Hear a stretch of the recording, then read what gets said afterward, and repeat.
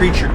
It eats human victims to rebuild its own rapidly decaying body. But it seems to have many talents that its victims don't have. It has an acute sense of smell, allowing it to detect things it craves in human fear. It can disrupt radio and phone signals and move things with its mind. But what power does the creeper have over its living targets? Can it control people? Does it know what they're thinking? Does it know when psychics are receiving information about it? Does it know you are gathering information about it right now?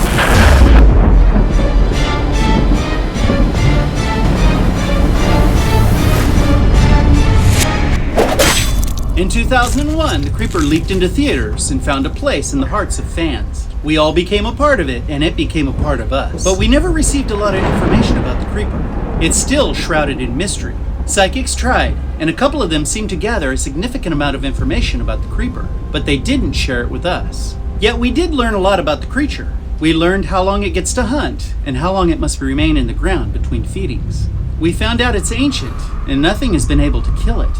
It's an artist, and it has some very human qualities. Although no longer human, it was at one time, many years ago. It doesn't seem like it can be classified as a living creature, yet the creeper is very alive.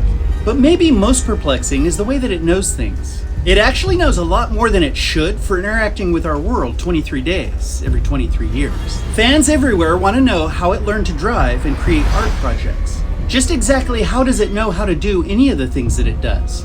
We recently did content on this very subject, and if you want to check that out, take a look at this. Link in the description. But there's a question that's even more pressing.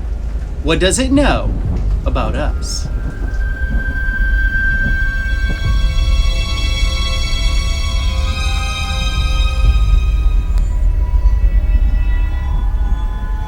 In Jeepers Creepers, the creeper seems to know Trish and Derry's every move. It knew they had been at the church. It knew they were returning there with the state troopers. It knew they had been at the cat lady's house, and although unconscious when they left, it knew they were going to the sheriff's station. How? Giselle Gay Hartman, the local psychic, provided the first hint about the creeper's knowledge. She didn't tell us how it knows, but she gave us the first piece of the puzzle. Got something it likes, one of you, and it's not going to stop chasing you until it knows which one. What did we take away from this? For one, it's persistent, but we also learned it could track victims. It was tracking the Jenners all over the place, and it wasn't going to stop until it knew which one it wanted. Although it allowed them to get away several times, it was keeping track of them, somehow. In Poho County, Giselle was legend. She was known as the local psychic, and Sergeant Tubbs had used her professionally at least one time to find a missing person. Giselle dreamed about Trish and Derry. She didn't see people who told her what was going to happen. She saw tragic futures play out in her dreams. If lives were a movie, she knew the ending. She certainly knew Derry's endings. And take a moment to think about all the other lives she might have dreamed about. Dante, Scotty, maybe even little Billy. Just imagine how difficult it would be to go to sleep, knowing you would dream about people who would be leaving the game of life. But the question still persists. Is there evidence to support the idea that the creeper knew Giselle was trying to intervene? Did it know that Giselle was trying to help the Jenners? We don't find any evidence in the movie to support this thought. Derry's demise brought an end to day 19, but on day 22, a lot of information went out about the creeper.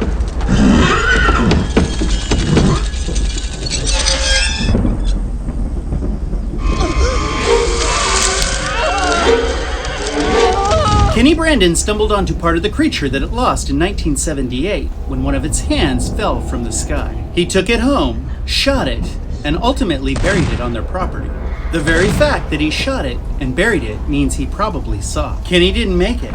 He and Darla Cleaway became victims of the creeper not long after he obtained its hand. 23 years later, Galen's dead son told her exactly where he buried it on their property. After digging up the hand, Galen discovered that it was still filled with the creeper's energy. She locked hands with it, and she saw it. She was taken somewhere spiritually beyond explanation. And when she returned, she had intimate knowledge about the creeper. She knew what it was and how it came to be. And so did Tashtago, because he took his turn right after Galen did. But the real question is, did the creeper know they were gathering information about it? No. Right? How can we be certain, you might ask? Well, check this out.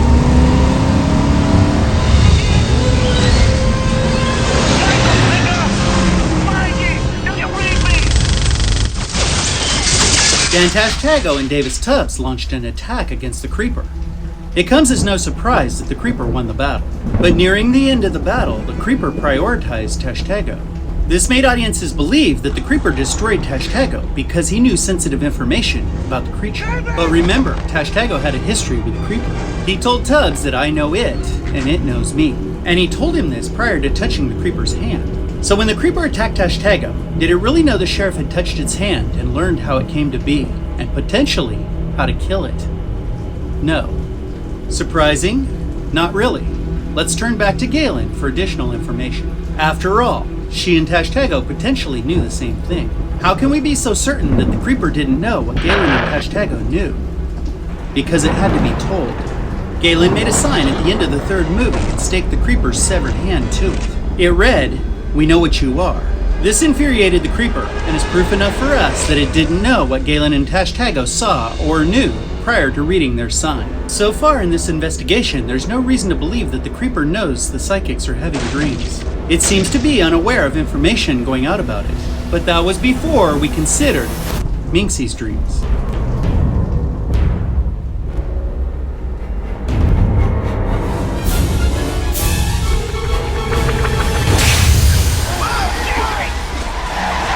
The Bannon High basketball team was returning from the state championships. They won the tournament, and as a bonus, they won the Creeper's affection. It shredded one of the bus's rear tires, and Minxie witnessed it shred the remaining rear tire on the same side. But how? She saw it in a dream. In that dream, she learned many things about the Creeper. She learned why they were being attacked and what it wanted. She discovered there was no safe place to hide, and it could smell in their fear who it wanted and what from them it wanted to eat. As soon as her dream was over, she shared the information with the other bus occupants. But did the Creeper know? Did it know Minxie saw it disable the bus in a dream? Did it know Billy and Derry were trying to warn her? Let's visit Minxie's dream and find out.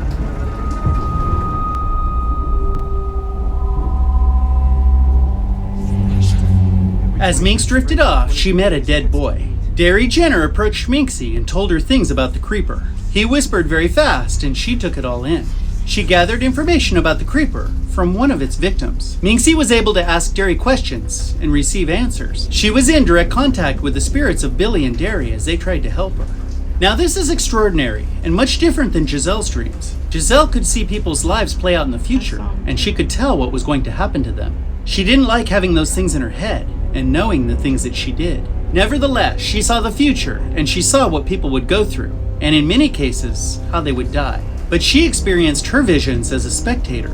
She didn't seem to interact with those in her dreams, at least not that we're aware of. So why were Minxie's dreams different? How was she able to communicate with those in her dreams and actually receive answers with accurate information? She was in contact with the spirits. Minxie didn't just dream about people, she connected with them. Even more impressive, she was talking with recently deceased victims of the Creeper. The essence of those deceased were in union with Minxie, and they were communicating. But there's just one problem. Do you know what it is? They are a part of it, and it's a part of them. With Derry and Billy, something else came along for the ride. It was there also, at least a part of it. And when Billy and Derry were in contact with Minxie, so was the Creeper. Oh, it was in contact with Minxie. Make no mistake. The only remaining question is, who initiated the meeting?